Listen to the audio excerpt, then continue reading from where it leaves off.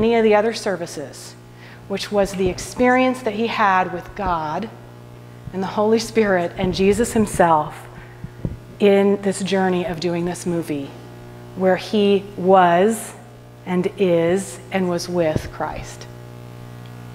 And he shares how he felt like he died on that cross, and the injuries that occurred, and also the toll that it has taken on his career, and how the offer stopped, and how the price you pay. And he said, there is a difference between being a soldier who's prepared for battle and someone who's been through it. And I shook on the inside because I felt like I was in the journey of somewhere in the midst of my first couple years of saying yes to a quiet life, learning how to live with God, rather than as a speaker and a television personality, encouraging people to live their best life. I was saying no to that and saying yes to a life of intimacy with God. And I felt like he was telling me, this comes at a price. You want to overcome evil with good, you're going to have to learn how to overcome evil with good. So that third service was the place to be, by the way. It totally was. Well, that third live service. Is that the one you guys went to? You don't remember? I remember. I remember. Yeah, I think you were in that last service. Yeah.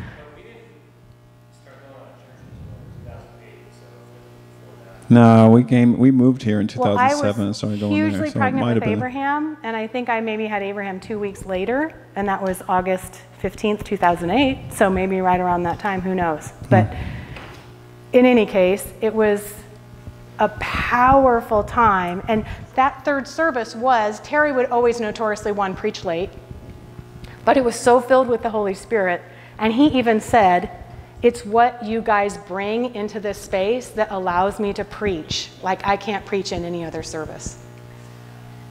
He's like, what you bring into this space is, he goes, I am on fire when I'm in this service. We could feel it. We could feel our agreement with God about what he wanted to do in that space and in our lives would change what was being shared. It opened up a space. So I'm going to take a moment, and we're going to share, Dan, you have a video on a lighthearted note, interview with Jim. Hope this blesses you. A little bit of Ron Burgundy, Will Ferrell, right? I'm Ron Burgundy. Provocative questions, more provocative answers. Watch out, Hollywood, it's gonna get hot. Can we get a little louder? Is it possible? Hello, I'm legendary local anchor Ron Burgundy here for the MTV Movie Awards, interviewing some of Hollywood's best and brightest stars, and seated across from me is one of the brightest shining stars on the planet, or maybe of all time. A truly great, remarkable man. Oh, thank you very much, Ron. That's very kind of you. Jesus Christ is here with me, and I just have to ask you, Yahweh, when did you decide to get into acting? I'm Jim Caviezel. I'm an actor, and one of the roles I played was Jesus. I'm sorry, I wasn't listening.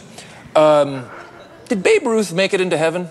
I've always wondered that. I mean, I know he drank a lot, but kids loved him. Ron, he was nice to kids. I said my name is Jim Caviezel. I'm an actor. Oh! I get it. Jim Caviezel. JC. I gotta tell you, not the best fake name, my lord. No, actually kind of dumb. No, that's just a coincidence, okay? That's enough said. Yeah.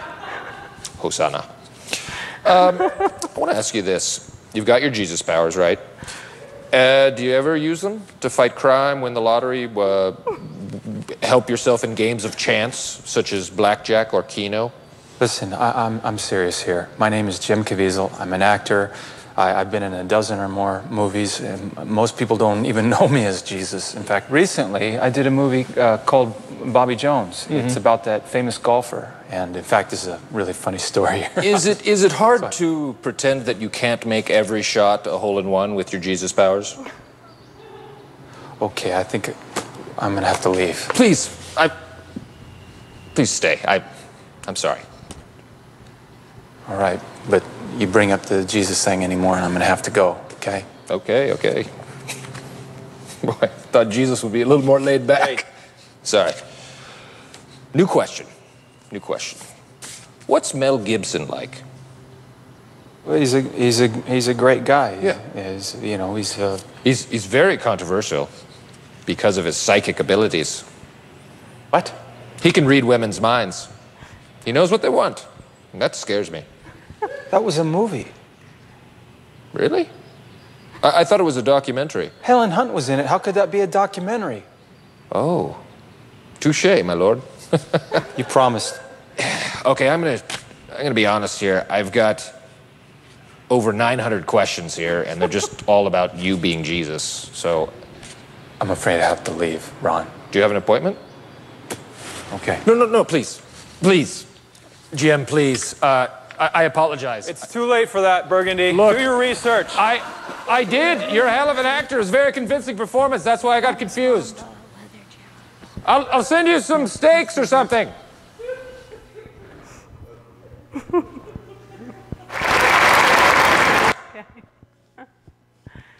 Yay.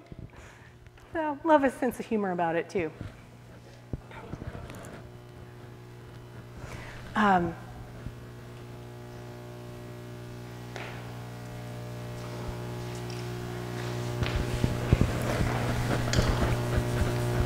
So I realized when the Lord was encouraging me to stand for Him to have a chance to share what He came to share, how much we partner in our own and other people's ability to stand up and have inner strength.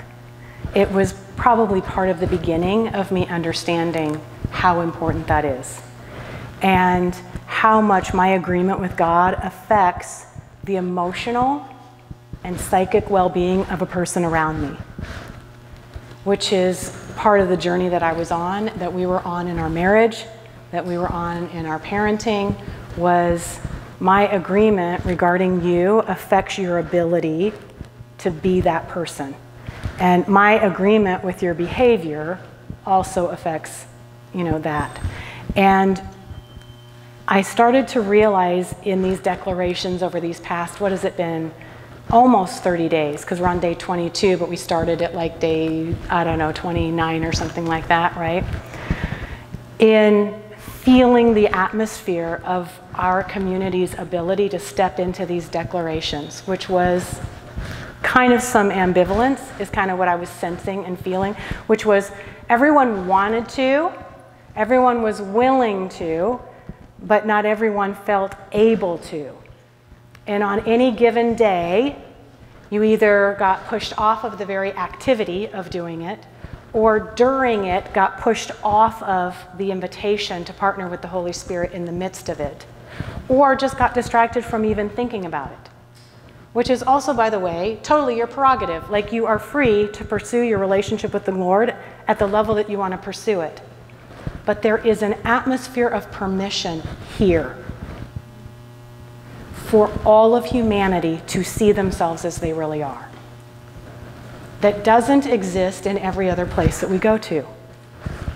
That atmosphere of permission to be magnificent, to have inner strength, to not wait to be rescued by God, but to find the ability within ourselves. Oh, sorry, thanks. I know it's really, I was trying to find the right spot too. To find that strength within ourselves to live the life that we want to live. Because how many of us are spending huge chunks of our lives being distracted with the things that frustrate us? Right? We spend a tremendous amount of our emotional and physical energy being distracted with the things that frustrate us. And here's the disappointing thing. How many of us, if the one thing that was bugging us the most were to be removed from our life this week? Right? Think about it. What's the one thing that is bugging you the most, that's emotionally distracting you and dragging you down the most? Think about that one thing. You got it already? What's the one thing that keeps like popping in your head over and over and over again? Okay, you got it? Let's say that one thing was completely solved this week. Right?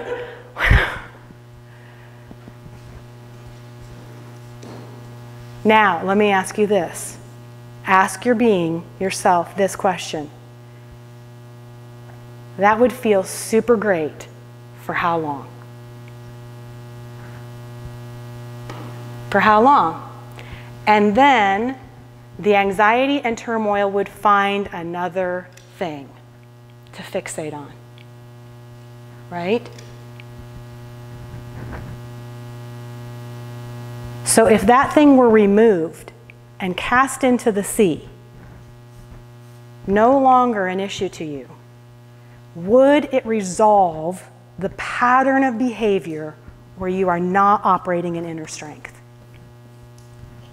Would it resolve the inner anxiety and the distractibility of getting derailed by negative things? That's why people who win the lottery end up bankrupt, destitute, and sometimes dead. Because the very thing that everyone thought would solve all of their problems did what? Made it worse. I'd be the one to make it work, though. There are some who can make it work. And who are the ones who make it work? Usually, Me. the ones who have, the ones who don't need to win the lottery because they have found the inner strength, right? And so they're not looking outside themselves for something to rescue them. And they don't see something outside themselves as rescuing them. And they don't look at circumstances as the foundation of their emotional well-being. So if your emotions are up and down based on circumstances, this is not your call to try harder or do more. Can we just be clear? This is the call to start declaring, God, prove to me until I am fully convinced with my inner being that I am who you say that I am, and that my emotions never rest in circumstances, never rest in something outside myself, that I always have access to my peace and my joy, so much so that it overflows to the community around me. Prove it to me, I double dog dare you. That's what the declarations are about. It is about standing before your Father and saying, prove to me that you number the cattle on the hill. Prove to me that you are the God who made me and knows every hair on my head. Prove to me that you made me magically, beautifully, wonderfully made, able to overcome every circumstance that I am up against this week. Prove to me that I am stable in my being, in my spirit. Prove it to me. Prove it to me, not by my effort, not by my working. Prove it to me. Right? Prove it to me. Prove to me that this is who I am. Because, well, yeah, I have one more thought, but I'll save that for a second. Thoughts and comments?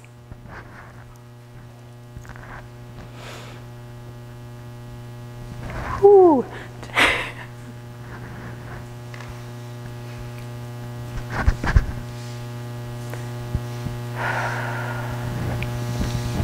None so far? No thoughts, comments? Are we a yes on the prove it to me? Okay. Yes! This is not an either or. This is the both and. This is the both and. Because as we rise, we find the things against us either don't matter anymore or they're resolved and done. Both. Isn't that the goodness of him? Like he's like, it's not either or. It's not just to endure during trials and suffering. It is both and. abundantly, much more than you think to ask, right? So, so good. And so when Jim was on the cross with Jesus, and Jesus was on the cross, so many of us look at that picture as God's punishment on humanity, right? That is not, I don't believe, the accurate perception of what happened there. Christ paid for our sin, but it wasn't because God demanded it. It was because we did.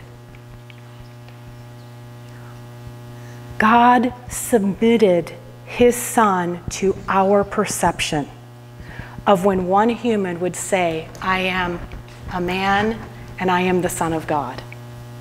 And it was our judgment that led Christ to the cross. It was humanity's judgment.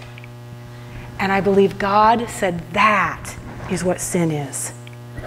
Sin is not being able to recognize God in us. Sin, that definition, remember right before Christmas when we went, let's get to the heart of what really sin is. It is a inauthenticity. That is the best definition that I have been able to come to, and it's an accurate definition, is no longer being authentic. That's not a made-up definition. I didn't make it up. If you go back to that word, sin meant no longer authentic, not its true self. So sin is anything counter to who we really are, which is with God, partnered with God.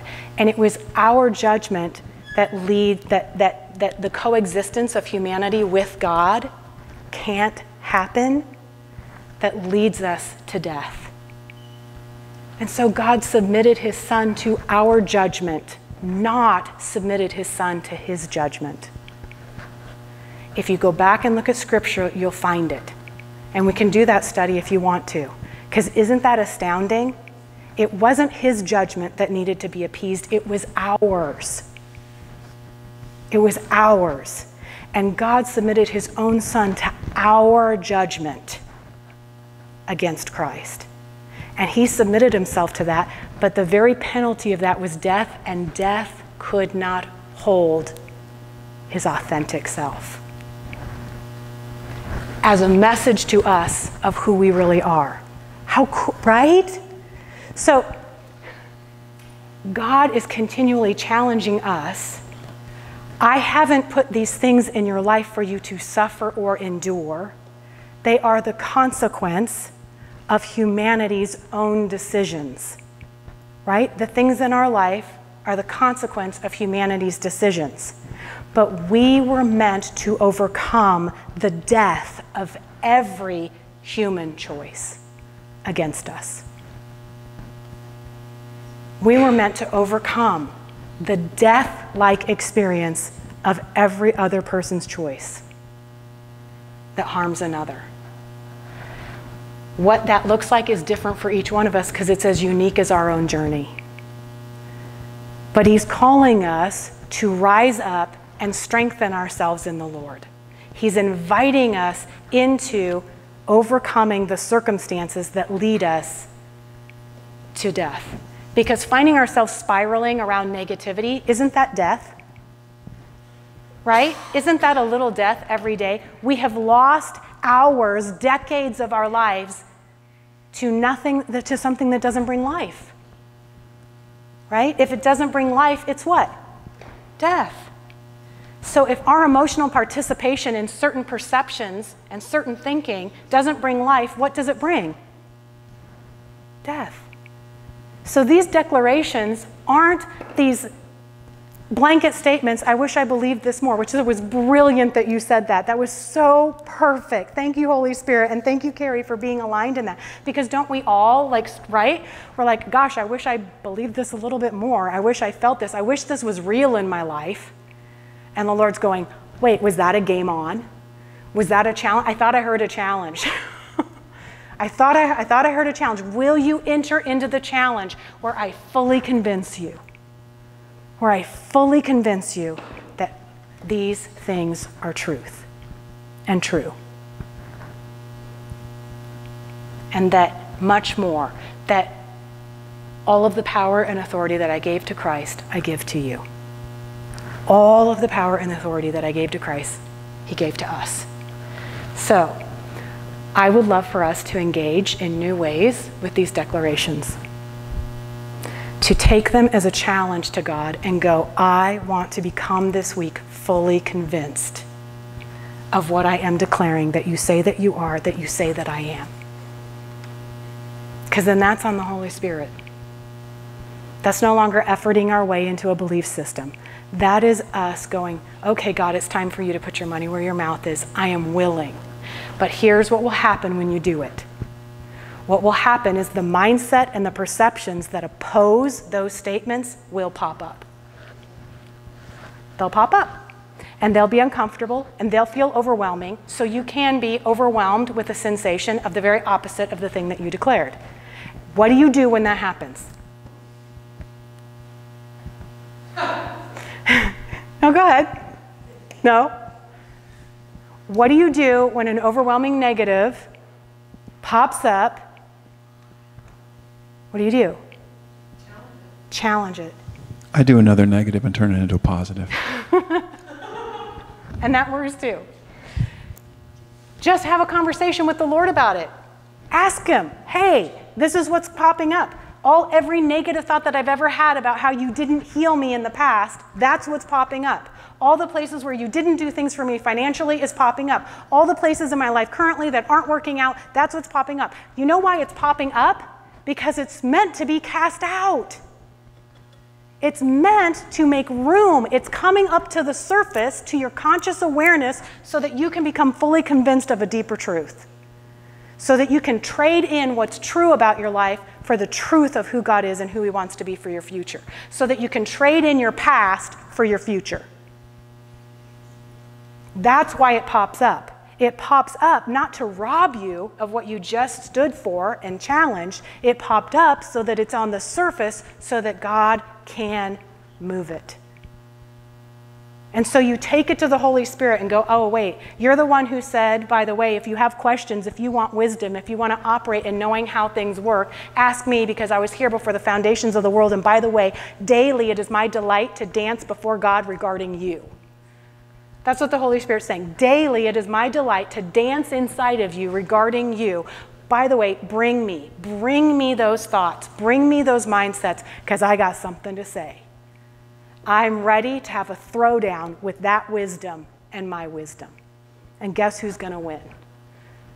Yes, yay! Okay, I'm going to leave it at that because I know I'm over time. So, Jared, come up and take us into the next